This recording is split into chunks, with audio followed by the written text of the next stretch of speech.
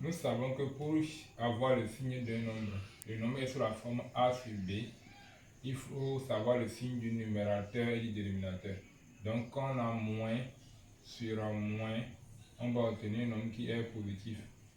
Si on a plus sur moins, on va obtenir un nombre qui est négatif. Si on a moins sur plus, on va obtenir un nombre qui est négatif aussi. Et si on a plus sur plus, on va obtenir un nombre qui est positif aussi. Vous connaissez déjà ces règles-là. C'est sur ça qu'on va se baser pour calculer, pour déterminer les limites quand on trouve réel sur 0.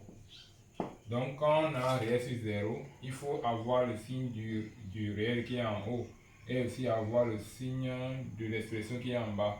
Et c'est avec le signe de ces deux expressions, que nous pouvons savoir si on va écrire moins l'infini ou plus l'infini. Maintenant, réel sur 0, ce n'est pas une forme indéterminée. La réponse c'est soit moins l'infini ou bien plus l'infini. Quand on dit qu'on a une forme indéterminée, c'est que on ne connaît pas la réponse.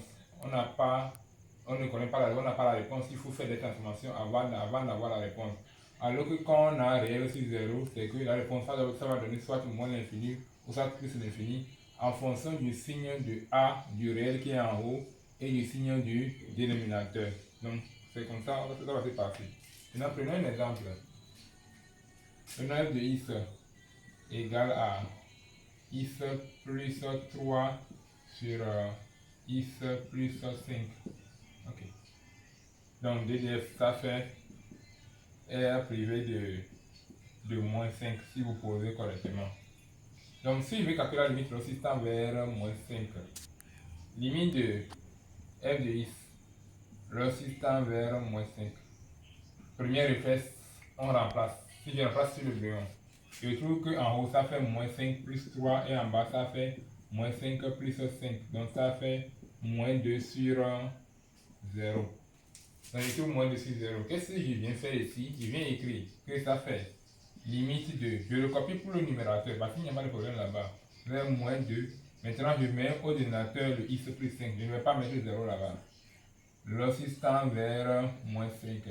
Et maintenant, comme je sais que réel sur 0 c'est infini, je viens comparer le signe du numérateur et le signe du dénominateur. Alors que le dénominateur me donne 0, 0 n'a pas de signe. Donc il faut voir à gauche de moins 5 et à droite de moins 5 pour savoir quel signe on aura. Donc si je fais un tableau de signes de x plus 5, je prépare ici.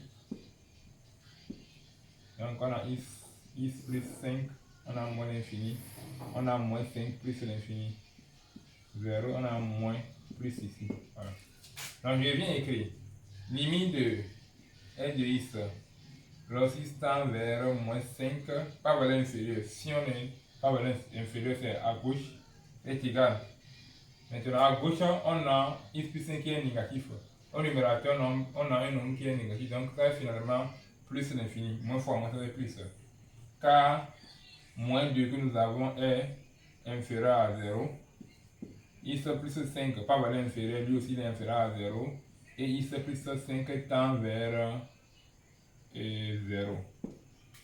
Ok. Donc ça c'est pas valeur inférieure. Donc on raisonne aussi pas valeur supérieure.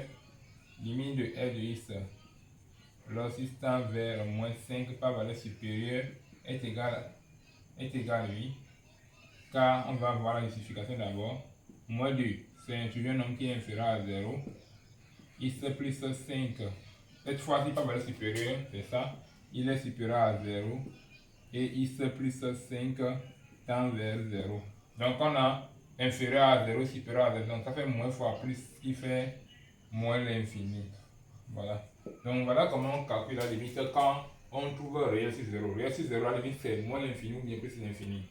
Maintenant, pour savoir si c'est moins l'infini ou plus l'infini, il faut avoir le signe du numérateur et aussi le signe du dénominateur. Comme le dénominateur s'annule en ce point, on va plutôt voir à gauche ce que ça va donner, on met sa réponse, et on va voir aussi à droite ce que ça va donner et on met sa réponse.